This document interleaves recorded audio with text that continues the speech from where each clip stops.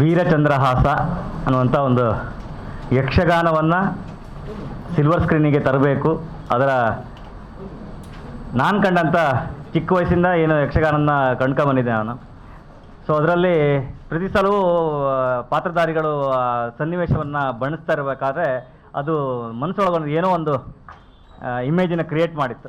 ಅದನ್ನು ಯಥಾವತ್ತಾಗಿ ನಾನು ಕಂಡಂಥ ಕಲ್ಪನೆಯನ್ನು ಜನರಿಗೆ ತೋರಿಸ್ಬೇಕು. ಯಕ್ಷಗಾನದ ಇನ್ನೊಂದು ಏನು ಅದರ ಕಲ್ಪನೆ ಹುಟ್ಟಬೇಕು ಅನ್ನುವಂಥ ಉದ್ದೇಶಕ್ಕೋಸ್ಕರ ವೀರಚಂದ್ರಹಾಸ ಎನ್ನುವಂಥ ಯಕ್ಷ ಚಿತ್ರವನ್ನು ನಿಮ್ಮ ಮುಂದೆ ತಂದಿದ್ದೀವಿ.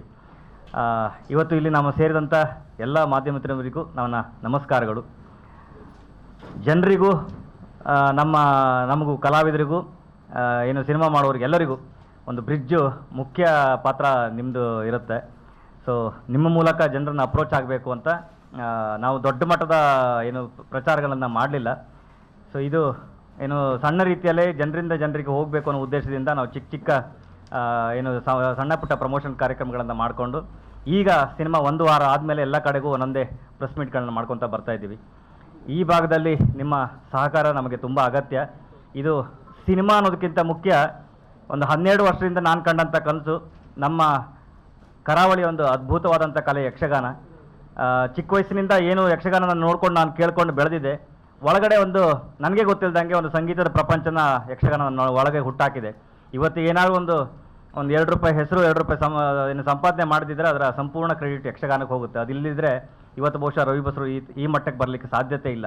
ಇಂಡೈರೆಕ್ಟ್ಲಿ ಎಲ್ಲೋ ಮಲಗಿದ್ದಾವಾಗಲೂ ಅಥವಾ ಕನಸಲ್ಲಿದ್ದಾವಾಗಲೂ ದೂರದಲ್ಲಿ ಕೇಳೋಂಥ ಭಾಗವತಿಕೆ ಆಗಿರ್ಬೋದು, ತಾಳಮದ್ದಲೆ ಆಗಿರ್ಬೋದು, ಇವೆಲ್ಲವೂ ನಮ್ಮೊಳಗೆ ನನಗೆ ಗೊತ್ತಿಲ್ಲದಂಗೆ ಒಂದು ಸಂಗೀತ ಪ್ರಪಂಚವನ್ನು ಕ್ರಿಯೇಟ್ ಮಾಡಿತ್ತು.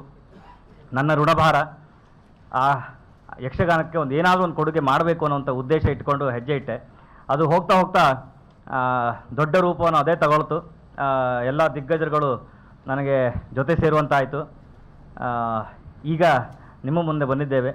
ಸೊ ಈ ಭಾಗದ ಜನರಿಗೆ ಯಕ್ಷಗಾನದ ಏನು ವೀರಚಂದ್ರಹಾಸ ಎನ್ನುವಂಥ ಯಕ್ಷ ಚಿತ್ರವನ್ನು ಜನರಿಗೆ ಪರಿಚಯ ಮಾಡಿಸ್ಬೇಕು, ಜನರು ಇದ್ರ ಬಗ್ಗೆ ತಿಳಿಯುವಂತಾಗಬೇಕು. ನಮ್ಮ ಕರಾವಳಿಯ ಗಂಡು ಕಲೆ ಜಗದಗಲಕ್ಕೂ ಇದರ ವಿಷಯಗಳನ್ನು ಹಂಚುವಂತ ಆಗಬೇಕು ಅಂತ ನನ್ನ ಉದ್ದೇಶ. ಹಾಗಾಗಿ 18ನೇ ತಾರೀಕು ರಿಲೀಸ್ ಆಯಿತು. ಒಂದು ಅದ್ಭುತವಾದಂಥ ರೆಸ್ಪಾನ್ಸ್ ಸಿಕ್ಕಿ ಎಲ್ಲ ಕಡೆಗೂ ಜನರ ಮಾತಾಡೋದನ್ನ ಕೇಳಿದವಾಗ ಎಲ್ಲೂ ನಮಗೊಂದು ಒಳಗಡೆ ಯಶಸ್ಸು ಸಿಕ್ಕಿದಂಥ ಖುಷಿ, ಮಾಡಿದಂಥ ಕೆಲಸಕ್ಕೆ ಒಂದು ಆತ್ಮತೃಪ್ತಿ ಈ ಸಿನಿಮಾ ನಮಗೆ ತಂದುಕೊಟ್ಟಿದೆ.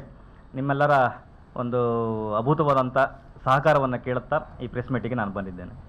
ಬೇರೆ ಕಡೆ ಅಂದರೆ ಬೆಂಗಳೂರಲ್ಲಿ ತುಂಬ ಚೆನ್ನಾಗಿದೆ. ಮೈಸೂರಲ್ಲಿ ಈಗ ಮೊನ್ನೆ ಹೋಗಿ ಪ್ರೆಸ್ ಮೀಟ್ ಮಾಡಿ ಬಂದಾದ್ಮೇಲೆ ಒಂದಿಷ್ಟು ಬಲ ಸಿಗ್ತದೆ. ಅದಾದಮೇಲೆ ಅದನ್ನು ನೋಡುವ ದೃಷ್ಟಿಕೋನ ಗೊತ್ತಾಯ್ತು. ಎಲ್ಲರೂ ಅದನ್ನ ಸಿನಿಮಾ ಆ್ಯಂಗಲಲ್ಲಿ ನೋಡ್ತಾ ಇದ್ರು. ಸೊ ನಾನು ಪರ್ಪಸ್ಲಿ ಎಲ್ಲ ಕಡೆ ಪ್ರೆಸ್ ಮೀಟ್ ಮಾಡ್ತಾ ಇದ್ದೆ ಉದ್ದೇಶವೇ ಇಷ್ಟು. ಇದು ಸಿನಿಮಾ ಅಂತ ಅಲ್ಲ, ಒಂದು ನಮ್ಮ ಅದ್ಭುತವಾದಂಥ ಕಲ್ಚರ್ ಕಲೆ ಇದು. ಇದನ್ನು ಅದರದ್ದೇ ಆದಂಥ ಶೈಲಿಯಲ್ಲಿ ನೋಡಿ ಒಂದು ದೃಷ್ಟಿಕೋನ ಬದಲಾಗುತ್ತೆ, ನೋಡುವ ದೃಷ್ಟಿಕೋನ. ಅದ್ರ ಜೊತೆಗೆ ಪುರಾಣಗಳನ್ನು ಕಥೆಗಳನ್ನು ಕೇಳುವಂಥ ಒಂದು ಬ್ಯೂಟಿಫುಲ್ ಆರ್ಟು. ನಮಗೆ ಗೊತ್ತಿಲ್ಲದಂಗೆ ಎಷ್ಟೋ ಇನ್ಫಾರ್ಮೇಷನ್ಗಳು ಬುಕ್ಕಲ್ಲೂ ಇಲ್ಲ. ಯಕ್ಷಗಾನದಲ್ಲಿ ಏನು ಪಾತ್ರಧಾರಿಗಳು ಮಾತಲ್ಲಿ ಹೇಳುವಂಥ ಏನು ಸಂಬಂಧಗಳ ಲೀಸ್ಟ್ ಇದೆಯಲ್ಲ, ಅದು ಬುಕ್ಕಲ್ಲೂ ಸಿಗಲ್ಲ. ಸೊ ಇಷ್ಟೊಳ್ಳೆ ಇನ್ಫಾರ್ಮೇಷನ್ ಇರುವಂಥ ಒಂದು ಭಂಡಾರವನ್ನು ನಾವು ಯಾಕೆ ಒಂದು ಸೀಮಿತವಾಗಿ ಇಟ್ಕೊಂಡಿದ್ದೇವೆ? ಇದು ಹೊರಗಡೆ ಬರಬೇಕು ಅನ್ನೋದು ಒಂದು ಮೊದಲ ಹೆಜ್ಜೆ ಅಷ್ಟೇ. ಇದು ಮುಂದೆ ಗೊತ್ತಾಗಿಲ್ಲ. ಹಾಂ 100%. ಯಾಕಂದರೆ ಒಂದು ಕಲ್ಚರ್ ರೂಟೆಡ್ ಟಾಪಿಕನ್ನು ಎಲಾಬ್ರೇಟ್ ಮಾಡಿ ಪ್ರಪಂಚಕ್ಕೆ ತೋರಿಸುವಂಥ ಒಂದು ದೊಡ್ಡ ಮಟ್ಟದ ಏನು ಯಶಸ್ಸು ಕಂಡಿದ್ದು ಕಾಂತಾರ.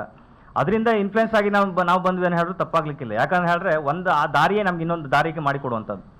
ಸೊ ಇಲ್ಲಿ ನಾನು ಹೊರಟಂಥ ದಿಕ್ಕು ಒಂದು 12 ವರ್ಷ ಹಿಂದೆ ನಾನು ಪ್ರಯತ್ನ ಮಾಡಿದ್ರು. ಅದಕ್ಕೆ ಬಹುಶಃ ಬಲ ಕಾಂತಾರ ಆಗಿರ್ಬೋದು ಅಲ್ಲ, ಕಾಂತಾರ ಆಗಿದೆ ಅಂತ ಹೇಳ್ತೀನಿ. ಸೊ ಯಾಕಂತ ಹೇಳಿದ್ರೆ ಈ ಥರದ ಎಷ್ಟೋ ರೂಟೆಡ್ ಕಲ್ಚರ್ ಆರ್ಟ್ ನಮ್ಮ ಕರ್ನಾಟಕದ ತುಂಬ ವಿಭಾಗದಲ್ಲಿದೆ. ಉದಾಹರಣೆಗೆ ನಮ್ಮ ನಾರ್ತ್ ಕರ್ನಾಟಕದಲ್ಲಿ ಬಯಲಾಟ ಇದೆ. ಸೊ ಇದನ್ನು ನೋಡಿ ಇನ್ಸ್ಪೈರ್ ಆಗಿ ಆ ಕಲೆ ಅಟ್ಲೀಸ್ಟ್ ಹೊರಗಡೆ ಬರಲಿ. ಎಲ್ಲೋ ಅಂದರೆ ಸೀಮಿತವಾಗಿರುವಂಥ ಆರ್ಟ್ಗಳು ಹೊರಗಡೆ ಬಂದರೆ ಒಂದಿಷ್ಟು ನಮ್ಮನ್ನು ನೋಡುವ ದೃಷ್ಟಿಕೋನಗಳು ಪ್ರಪಂಚದ ಆ್ಯಂಗಲಲ್ಲಿ. ಸೊ ಈ ವಿಭಾಗದಲ್ಲೂ ಫಾರಿನ್ ಕಂಟ್ರೀಸಿಂದ ಇಲ್ಲಿ ಬಂದು ಕಲಿಯೋ ಥರ ಆಗಲಿ.